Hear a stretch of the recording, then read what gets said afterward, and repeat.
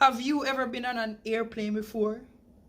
Have you ever wondered why does the plane take, like at least 3 minutes to take off? Well, if you have ever wondered that, this is the video for you. Today, we are reacting to this is why airplanes must wait on the runway. If you're new to my channel, subscribe and comment down below what type of reactions y'all would like to see me do. Let's get it. Or any type of videos. You see me? Boom bam.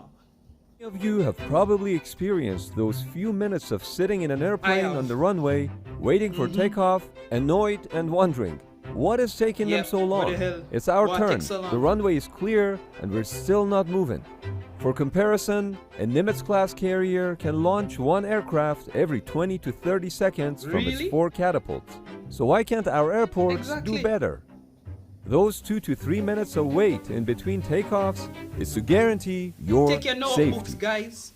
Learn. As an airplane passes through the air, a disturbance forms behind it, known as wake turbulence. Wake turbulence has 2 major components, jet wash and wingtip vortices. Jet wash is the rapidly moving gas that's expelled by the jet engines. It's extremely... live in a St. Martin, and every time the plane take off, like right at the beach right there, so every time the plane take off, right behind the runway, I'm gonna put one video if I find one. People always I go behind at the jet thing where it blow. Why people do that? Me would never. You crazy, man. Powerful and hazardous. Jet wash can easily flip cars. The good thing is that the effect of jet wash is relatively short-lived. On average, jet wash is experienced up to 400 feet with the exception of takeoff thrust, which can extend to 1900 feet behind the aircraft. But on the other hand, wingtip vortices are the primary and the most dangerous component of wake turbulence. They are disturbances that occur as a result of the wing generating lift and can remain in the air for up to 3 minutes and stretch up to 10 miles. Aircraft wings generate a pair of vortices that rotate in opposite directions and sink about 290 to 490 feet per minute.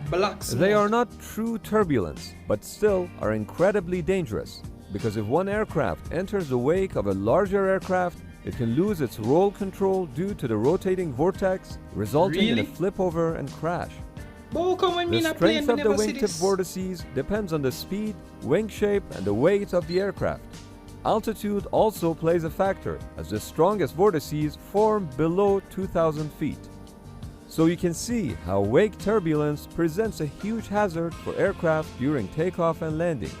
Over the years, wake turbulence caused numerous accidents, taking away hulls and lives. But it took this next incident for the officials to finally take some action. On May 30th, 1972, a DC-9 aircraft was performing touch-and-go landings behind a larger DC-10 aircraft when it encountered wake turbulence, rolled 90 degrees, and crashed into the runway. During the follow-up investigations, the National Transportation Safety Board conducted a series of wake vortex tests using Lockheed L-1011 and DC-10 aircraft. A colored smoke was emitted from a tower, and observations of the smoke after the aircraft flew by the tower gave the team insights about the length of time that vortices would remain in the air after the aircraft had flown by. It's worth noting that not only you can see wingtip vortices, but sometimes you can also hear them as rustling and cracking sounds. As a result of these experiments, the FAA developed minimum separation standards that take into account the effect of wingtip vortices from a departed aircraft onto the one that's departing after. Under these rules, airplanes were to be classified into light, medium, and heavy depending on the weight of the aircraft. Later on, a super class was also added to the categories on an interim basis for the Airbus A380 and Antonov AN225. While classified as a medium, the Boeing B757 has special wake turbulence separation criteria after numerous incidents of smaller aircraft losing control when following a B757. During takeoffs, an aircraft So of a lower weight category has to wait at least 2 minutes before flying after an aircraft of a higher weight category. If the following aircraft does not start its takeoff roll from the same location as the preceding aircraft, the wait interval is increased to 3 minutes to ensure the wake turbulence has dissipated. During landings, the weight category of the preceding airplane and the following airplane determine the minimum separation distance.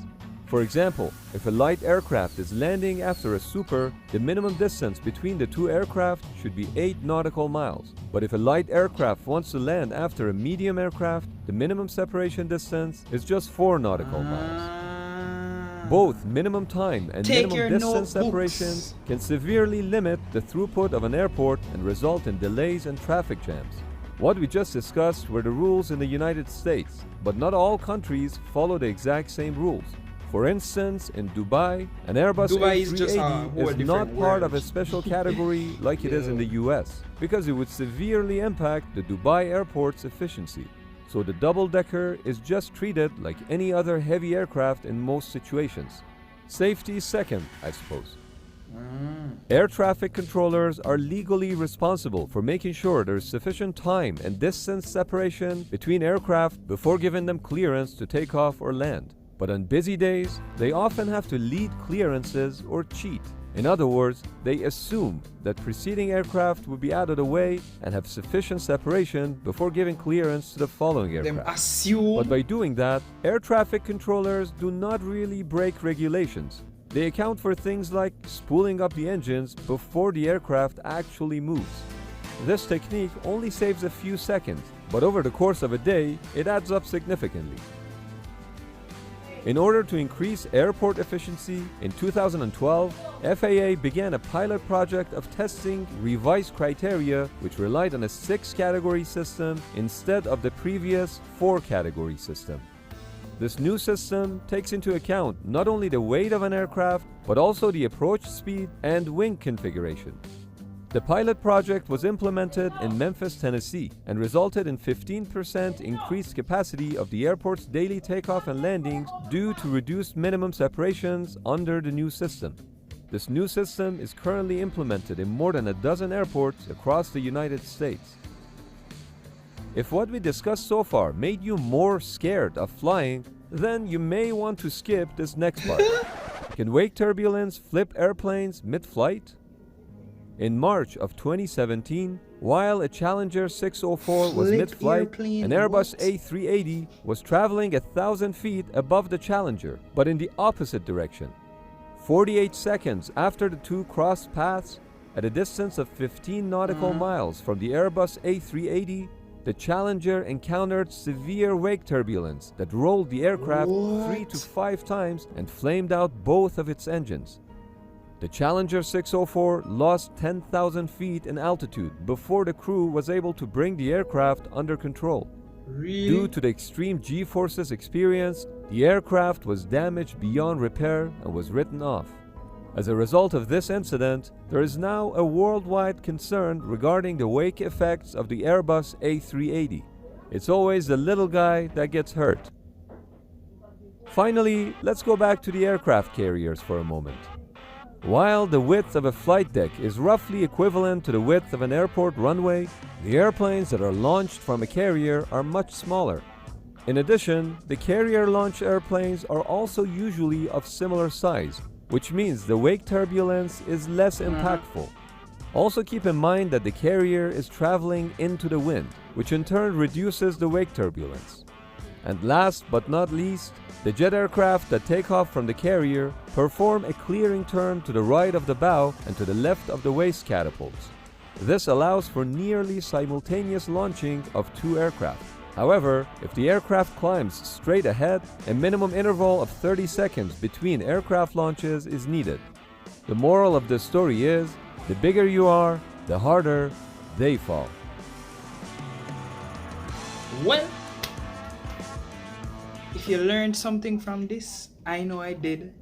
Hit the like button right now and comment down below. I hope you did have your notebooks out. You see me. Anyways, we're out of this one. You see me.